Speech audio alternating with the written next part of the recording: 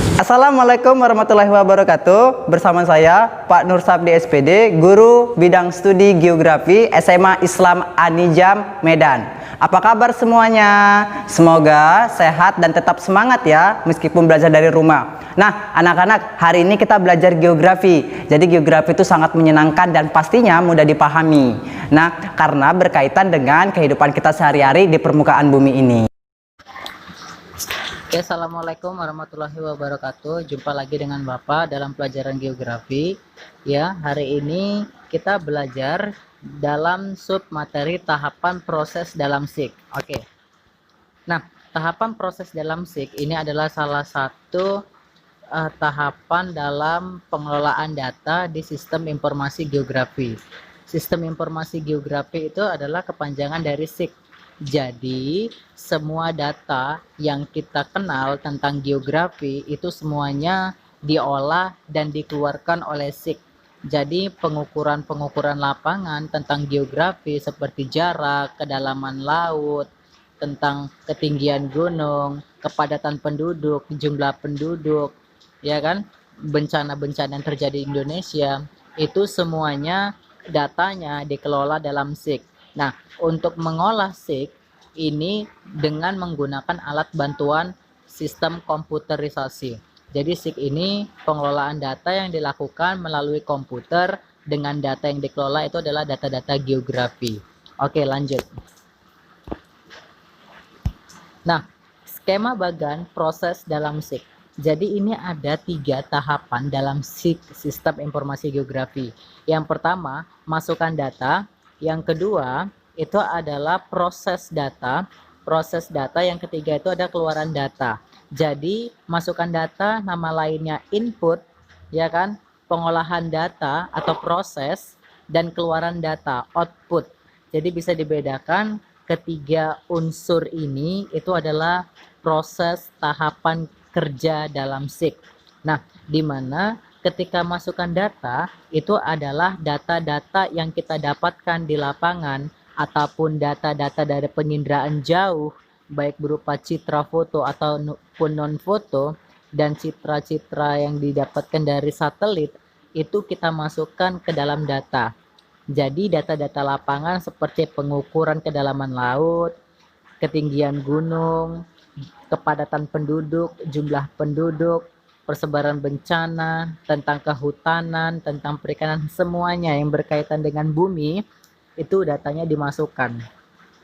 Ya, jadi data masukannya itu nanti bisa melalui suatu alat yang terhubung ke sistem, bisa melalui flash disk, bisa melalui hard disk, bisa melalui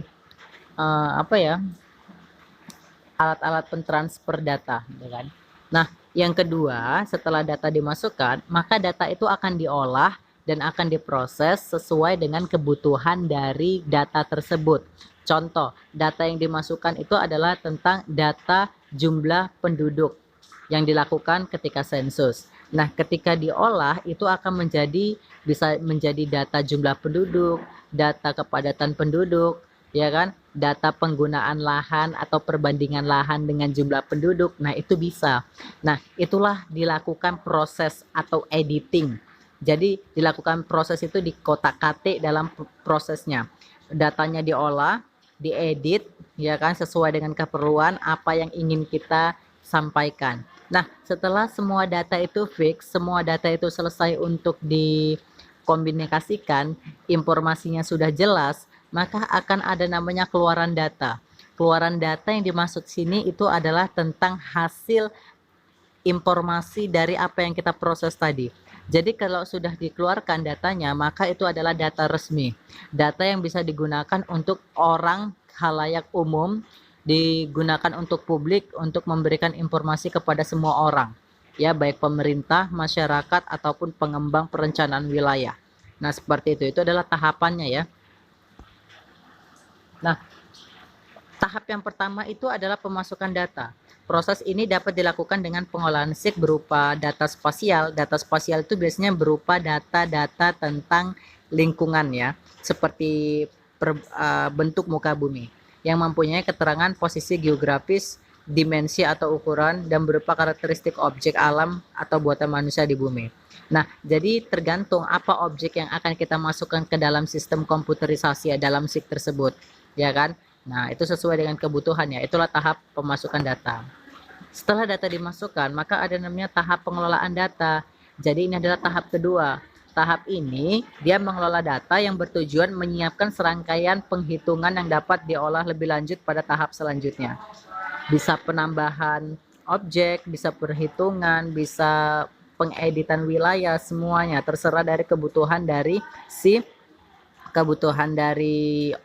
data tersebut. Oke, dalam kegiatan ini biasanya berupa pengarsipan dan pemodelan. Jadi ini biasanya editing. Nah, ketika setelah selesai editing ini biasanya disimpan, diarsipkan supaya suatu saat ketika kita butuh data ini, maka kita bisa untuk mengambilnya lagi dan mempublikasikannya sebagai perbandingan dengan penelitian-penelitian yang akan selanjutnya akan dilakukan. Oke, yang ketiga ya selanjutnya itu tahap manipulasi dan analisis data. Ini masih dalam proses pengolahan ya, atau proses. Jadi manipulasi data ini bukan berarti menipu, tetapi itu adalah proses mengedit, ya kan? Nah, supaya lebih terarah dengan sesuai objek data informasi yang diperlukan tadi. Yang ketiga itu tahap keluaran data. Nah, tahap keluaran data ini adalah tahapan terakhir. Jadi ini adalah ada layoutnya, ada produknya, ada informasi yang akan kita terima sebagai masyarakat pengguna jasa dari sistem informasi geografi. Semua data tentang kebumian, tentang yang ada di bumi, itu biasanya dimuat dalam sistem informasi geografi. Jadi kalau kita mau mengetahui potensi bencana alam, jumlah penduduknya, ya kan, pertambangan, kehutanan, perikanan, perindustrian, pengembangan wilayah, perencanaan wilayah, bentuk muka buminya, kegiatan ekonomi masyarakatnya, ya, sosial budayanya, itu bisa diolah dengan sistem informasi geografi, ya. Jadi nanti produknya itu bisa berupa informasi, berupa makalah, berupa file-file, ataupun berupa peta outputnya yang dapat dimanfaatkan pemerintah, masyarakat umum, ataupun pelajar, pendidikan untuk kebutuhan sesuai perlunya. Nah, ini ada 3 ya tahapannya tadi. Tahap pemasukan data atau input itu yang pertama, tahapan pengelolaan data atau proses, dan yang ketiga itu adalah tahap manipulasi dan analisis data. Ini sebenarnya masuk ke dalam tahap proses ya, 2 dan 3 ini. Nah, nanti yang terakhir itu adalah tahap keluaran data atau output. Oke, sekianlah pembelajaran kita hari ini. Kurang lebihnya Bapak mohon maaf. Sampai jumpa di pertemuan pembelajaran video ya selanjutnya. Kita akan membahas tentang manfaat sistem informasi geografi dalam penerapan ilmu geografi dalam kehidupan sehari-hari, kehidupan manusia. Oke, wassalamualaikum warahmatullahi wabarakatuh. Sekianlah pembelajaran kita hari ini. Sampai jumpa di video pembelajaran selanjutnya. Jangan lupa untuk like, comment, and share. SMA Islam Anijam, unggul, cerdas, Islami. Assalamualaikum warahmatullahi wabarakatuh.